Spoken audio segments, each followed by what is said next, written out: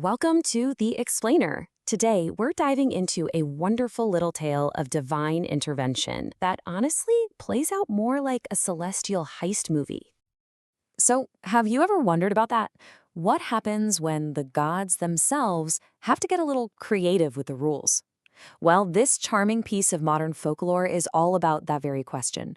It's a story about compassion, a bit of heavenly bureaucracy, and the incredible lengths some deities will go to for one truly good person. Our story kicks off in the middle of the night, inside the leaky, wind-battered hut of a man named Su-Afu. While he and his family are asleep, three local gods are holding what you could call an emergency divine overtime meeting. And trust me, the situation is urgent. See, here's the deal. The gods are on a deadline.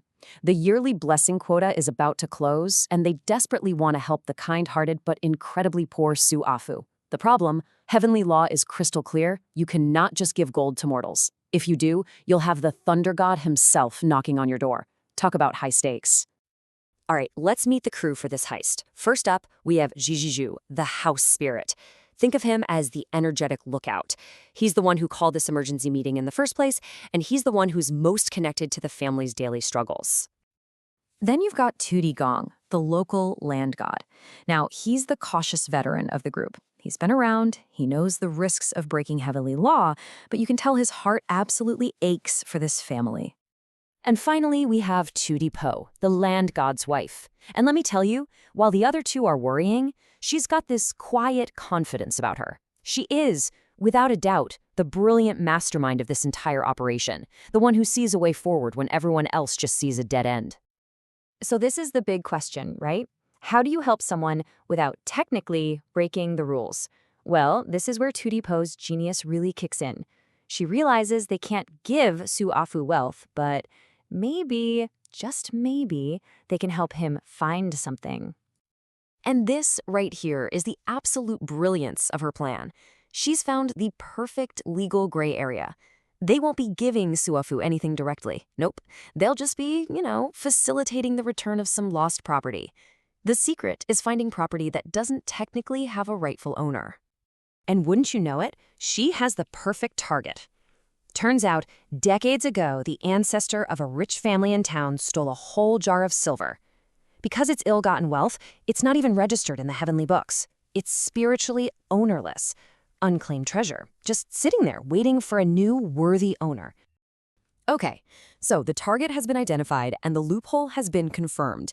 It is officially time to see this celestial caper in action. So here are the mission objectives, laid out like a proper heist plan. They've got to get into the Chen estate at midnight, find that silver, and, this is a big one, avoid the Chen's own house god. Then, they have to move the treasure somewhere sure Su-Afu is sure to find it. Now, their first obstacle could have been the Chen family's own Jinji Su, but as luck would have it, he'd just been given a nice offering of some very strong wine and was passed out cold. The coast is completely clear. So here's how it all goes down. It's a perfect three-step, three-god operation. First, Jijiju uses his power to literally part the frozen earth, opening up the vault. But the jar is way too heavy to move. So for step 2, Tootie Gong uses his staff to basically teleport the goods. Poof! And for the final step, the drop-off, the jar reappears on a mountain path that Su-Afu uses every single day. Flawless. So the treasure is moved. Phase 1 is a success. But now they've got a whole new problem. The jar is hidden in plain sight. But how do they make sure that Su-Afu, and only Su-Afu, is the one who finds it? Well, they decide to go for a bit of psychological warfare. Jiju enters Su-Afu's dream not as some majestic god, but riding a giant roast chicken, shouting that it's about to fly away. They needed to make the dream so bizarre, so unforgettable, that there was absolutely no way he could just ignore it. Then, in the dream, Tootie Gong appears and tells Su-Afu he lost something on the mountain path.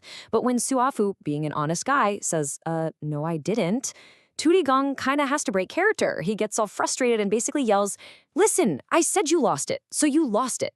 Now go find it before the neighbor's dog does." And you know what? It works. A completely bewildered Su-Afu wakes up before dawn, grabs his axe, and heads out into the cold.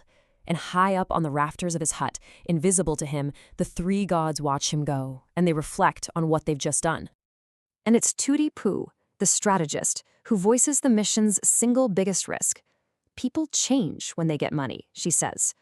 What if this great fortune doesn't save Suafu? What if it corrupts him? Have they just unleashed something terrible into the world? But Tutigong has zero doubts. He delivers this absolutely beautiful line, reminding them of who Suafu really is. He points out that even at his absolute poorest, Suafu would offer a piece of his hard, stale bread to their little clay statues in the shrine. That single act of selfless generosity is all the proof they need. And that right there is the heart of this entire story. The gods didn't bend the rules because Suafu was poor. They bent the rules because he was fundamentally, profoundly good. His compassion was the real currency that earned him this divine intervention. So the story ends as Suafu walks towards his destiny, but it leaves all of us with this really powerful question. It turns a simple, charming folktale into a deep reflection on character, on fortune, and on what truly makes a person worthy of a miracle.